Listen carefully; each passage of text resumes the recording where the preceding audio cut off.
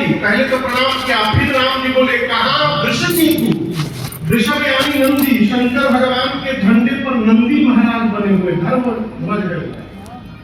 तो यदि पास में नहीं है तो दूर होंगे, लेकिन दूर भी होंगे तो उनका झंडा दिखाई देना चाहिए। वो झंडा दिखाई नहीं दे रहा है, इसका अर्थ है माँ आप अकेले अकेले घूम रही है, इस वन में अकेले घूमना उचित नहीं है। सीता को मैंने अकेले छोड़ा, कोई ले गया, आप भी अकेले घूम रही है। सती मैया के पांव के नीचे से धरती खिसक गई। ये तो ब्रह्म है। मैंने भगवान पर संशय कर लिया, अपने पति के वचनों पर अविश्वास उत्पन्न किया, क्या मुख लेकर के जाऊंगी उनके सामने। बिना कोई शब्द राम जी से कहे सती मैया लौट कर गई शंकर भगवान के पास। बाबा ने पूछा कैसे परीक्षण किया ये बताइए। मैया को कछु न परीक्षा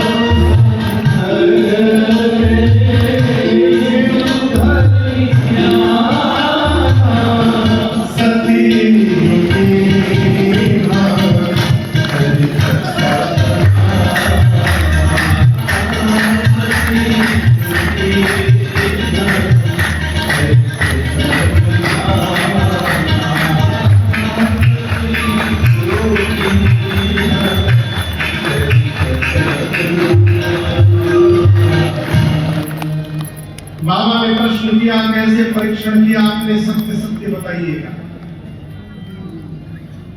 सत्य मैया किसी से कहिए ना घर में, देखिए सही बताइए, झूठ मत बोलिए, एकदम सत्य सत्य बताओ। इसका मतलब सामने है तो उनको कैसे जाना जाएगा, किस विधि से जाना जाएगा। इसलिए शंकर जी कहते हैं सत्य सत्य मुझे वो विधि बताइए जिससे भगवान का आपने परीक्षण किया। सती मैया सत्य बताना चाहती है, परंतु जिस माया का रूप बनाया था ना, उस माया ने सिर पर आसन जमा लिया और उस माया ने मां के मुख से सत्य कहलवा दिया। कछु न परीक्षा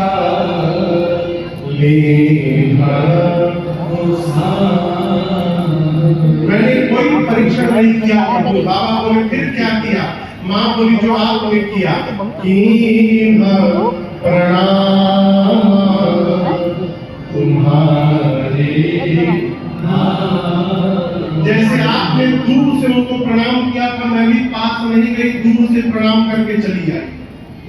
शंकर भगवान मन में सोचे इम्पॉसिबल, हो नहीं सकता। इतना समझाया, समझ में बात नहीं आई, अपने आप बिना परीक्षा लिए चली आई। बाबा ध्यान में गए और ध्यान में जाकर भगवान शिव ने सब देखा। क्या देखा? सती की सीता कर दे। बाबा ने देखा कि मेरी सती ने मेरी मां का रूप बना दिया। बाबा को इतना कष्ट हुआ शंकर भगवान को।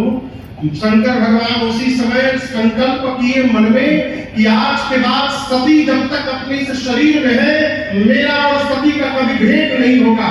शरीर के लिए शंकर भगवान ने सती मैया का त्याग कर दिया। जैसे बाबा ने मन में संकल्प किया, आकाशवाणी हुई, जय हो जय हो जय हो, बोलिए शंकर भगवान की। आकाशवाणी ने जय जयकार किया, कहा हे भगवान शंकर, आपके अलावा ऐसा संकल्प ब्रह्मांड में कोई नहीं कर सकता है। सती मैया सुनी संकल्प।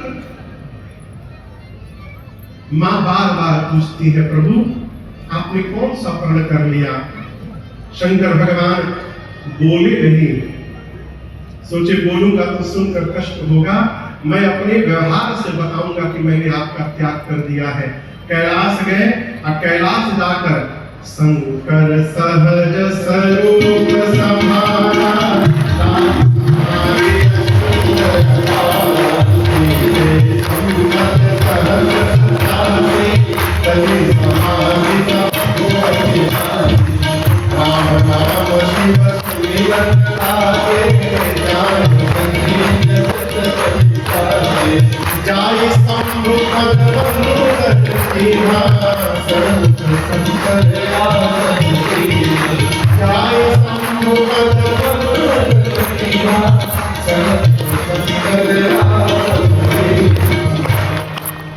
सती मैया गई कैलाश बाबा के साथ। शंकर भगवान जाने के साथ ही बरगद के वृक्ष के नीचे कमलासन लगाकर बैठे और समाधि में चले गए। शंकर भगवान कहाँ चले गए? कितने दिन समाधि में रहे पता है?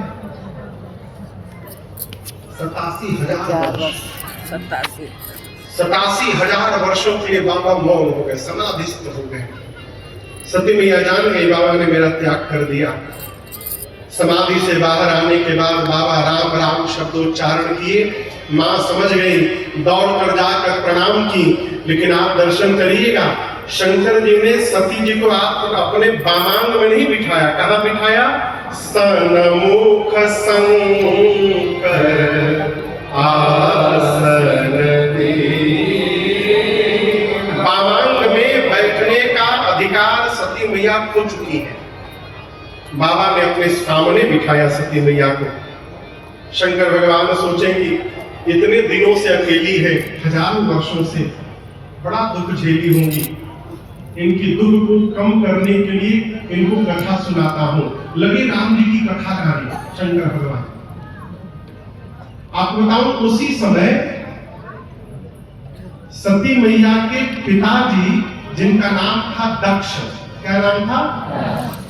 दक्ष को ब्रह्मा जी ने बहुत बड़ा अधिकार दे दिया। उनको सभी प्रजापतियों का राजा बना दिया।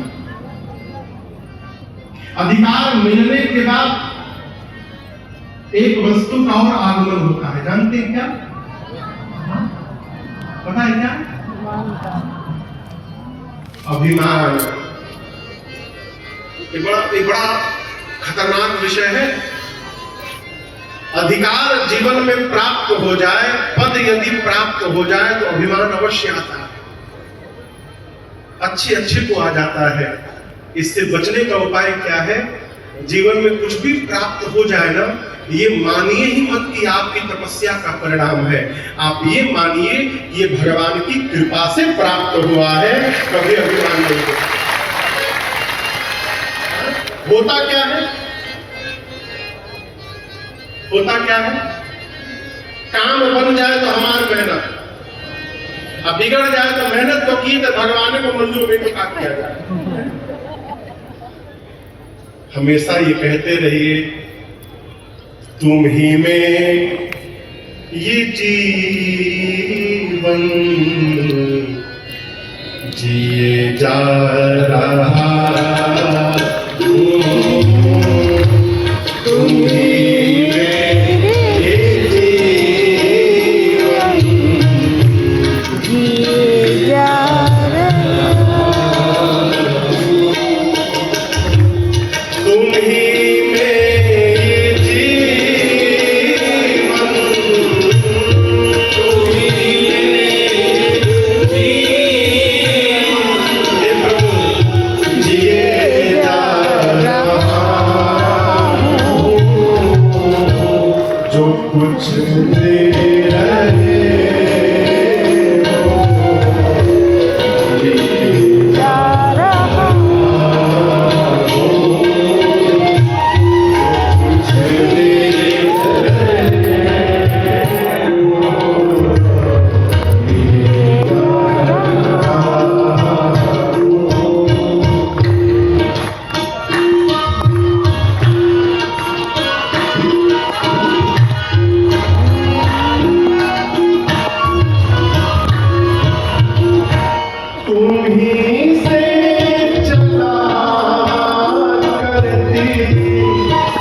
सांसों की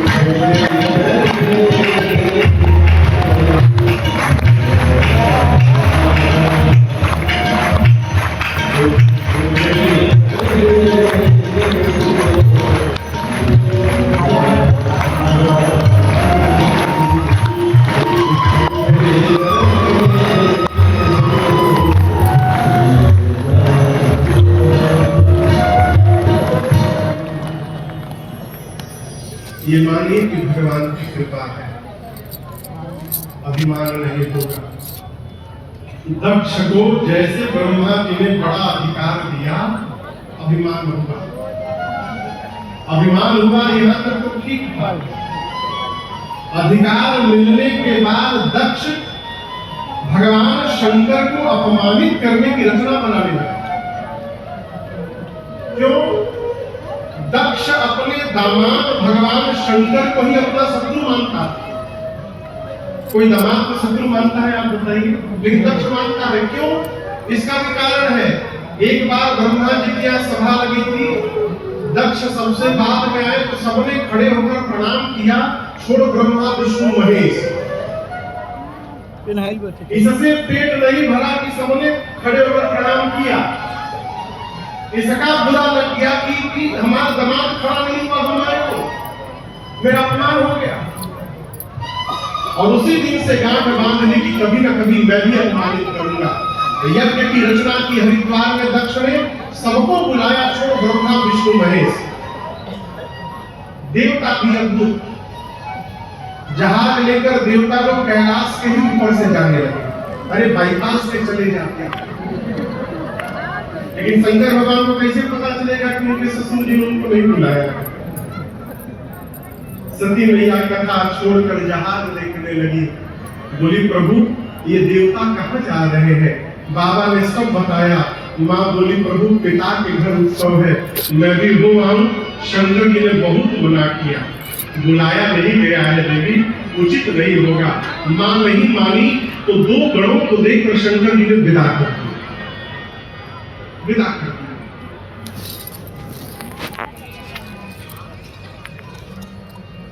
पिता के घर में मां पहुंची और पिता के घर में जाते समय हृदय में कितना आनंद रहता है। हो तो निंदा करने वाले को उसी समय जीवा काट दो, और यदि नहीं काट सकते हो तो कान बंद करके सभा से दूर चले जाओ। मेरे पति शंकर केवल मेरे पति नहीं है, शंकर जगत के पिता है। और आज इस मंगलमय पिताजी ने आप सबको बुला कर यहाँ मेरे पति का अपमान किया है। पूरी समाधान सुने। आज के बाद में मैं इस दुष्ट की बेटी के रूप में जीवित नहीं रहूंगी। इतना कहकर सती मैया ने दाहिने पांव के अंगुष्ठ से योगाग्नि को प्रज्वलित कराकर और मां ने अपने आप को वहीं पर जलाकर के ढक, पूरा शरीर मां का अग्नि में ढकने लगा हो। नारद जी जाकर भगवान शंकर को बताए, बाबा को आया आदेश, अपने सिर से जटा का केश निकालकर भगवान शंकर धरती पर टंगे वीरभद्र प्रकट हुए। वीरभद्र को बाबा ने कुपित करके भेजा है। वीरभद्र ने आने के बाद सबसे पहले यज्ञ की आचार्य को ढूंढा। यज्ञ की आचार्य की आचार्य की दाढ़ी नोची। एक देवता जिनका नाम था पूसा, क्या नाम था? पूसा। शंकर भगवान की निंदा के समय सबसे अधिक खिलखिला वही हंस रहे थे। वीरभद्र ने मुख पर ऐसा मुष्टिका मारा, उनके सारे दांत टूट गए। किसी का आंख फोड़ा, किसी का पांव तोड़ा, किसी का पीठ तोड़ा। दक्ष के सर को पकड़ा वीरभद्र ने, हाथ से सर को घुमाया, घर से उठाया और ले जाकर यज्ञ कुंड की अग्नि में यज्ञ की पूर्वाहुति करा। रुद्रगणों ने यज्ञ को विध्वंस कर डाला। ये कथा कहती है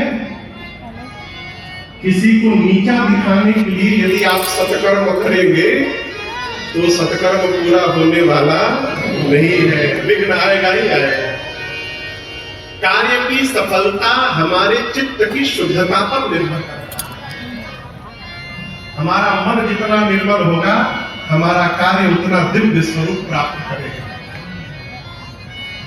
बाद में शंकर भगवान को, विष्णु भगवान को बुलाकर यज्ञ की रक्षा कराएंगे। इधर सती मैया मरने से ठीक पहले राम जी से वरदान मांगती है।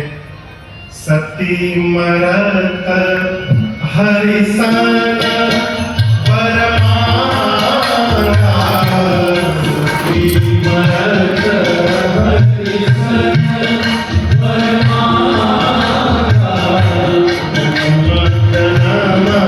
शिव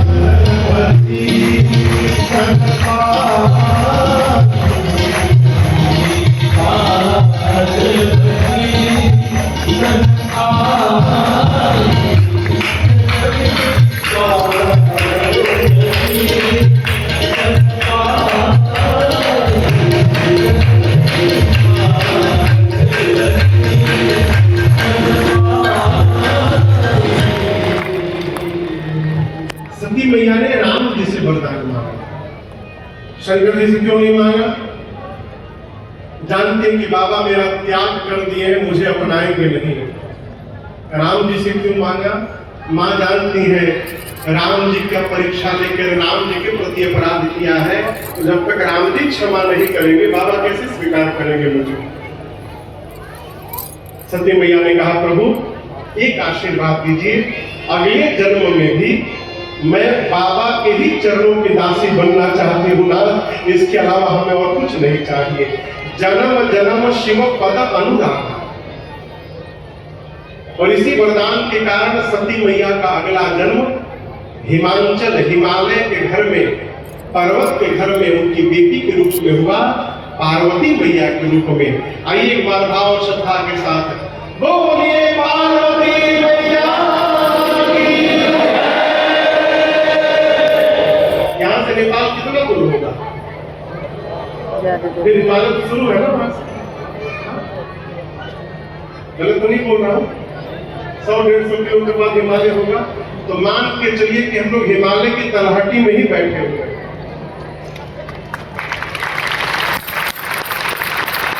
भाई पूरा नेपाल तो हिमालय में ही है, पूरा का पूरा नेपाल। पार्वती मैया का जन्म हुआ हो, मां थोड़ी बड़ी हुई। नारद जी एक दिन पहुंचे हिमांचल के घर में।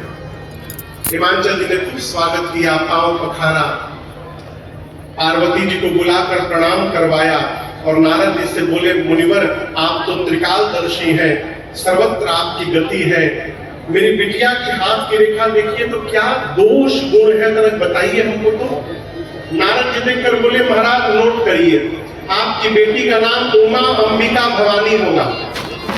आप दोष पूछ रहे हैं, आपकी बेटी सब सद्गुणों की खान होंगी, इनका सौभाग्य अखंड बना रहेगा महाराज, ये सदैव अपने पति को प्रिय होंगी, आपकी बेटी की पूजा होगी, आपके बेटी के नाम से ही संसार की स्त्रियां पातिव्रत धर्म का पालन करेंगी महाराज, आपके बेटी के कारण आपको यश की प्राप्ति होगी, आपका जय जयकार होगा जगत में।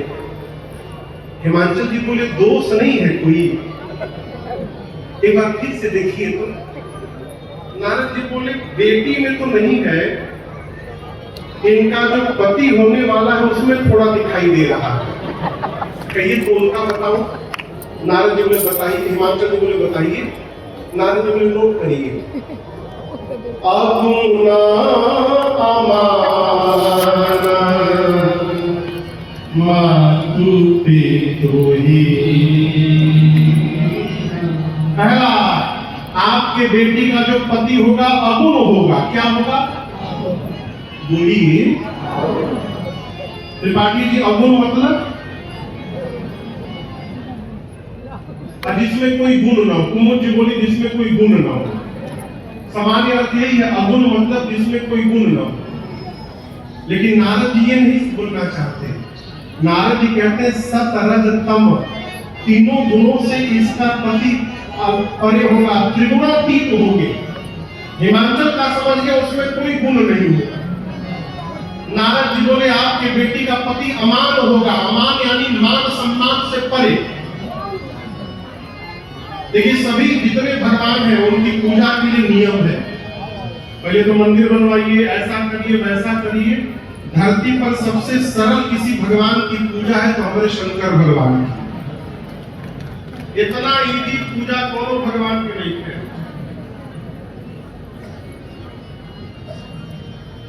ना कोनो फल बस एक लोटा जल। आए भोला पूजा ले जिनसे जीवन के आसमान कर सीताम्बा। अरे जमुना के काम नहीं खे करे सीधा।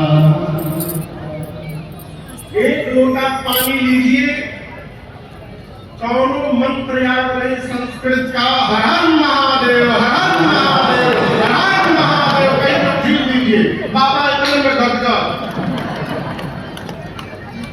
अब बोलिए इतना ही जीवन भगवान का पूजा है। और सब देवता को जो फल चाहिए उस फल का मार्केट में क्राइसिस आ सकता है। शंकर भगवान को जो फल चाहिए वो फल कोनो देवता नहीं खाते, धतूरा के खाई हो, कोनो डिमांड नहीं, जौन मन करे वो चढ़ाइए, जैसे मन करे वो चढ़ाइए। अमान मान सम्मान से परे। हिमाचल का समझ गए? अरे वो पद है वो उनका।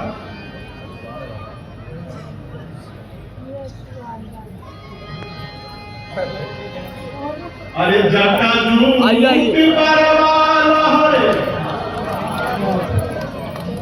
शंकर भगवान का स्वरूप देखिए। अरे जटा जूट लहरे गंगा के लहरवा हो राम जहरवा जटा जूट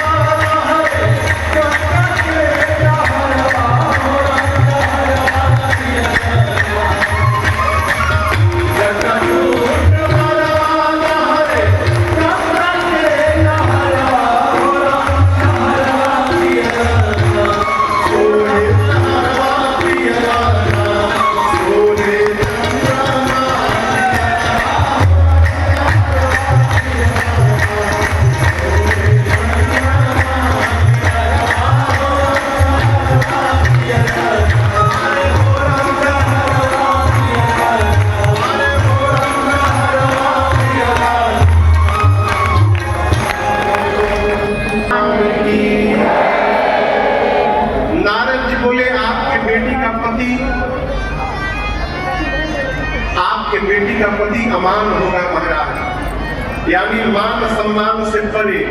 हिमांचल का समझ गए, उसका कोई सम्मान नहीं करेगा। नारद जी बोले उसके माता पिता नहीं है, मां तो पितृहीना।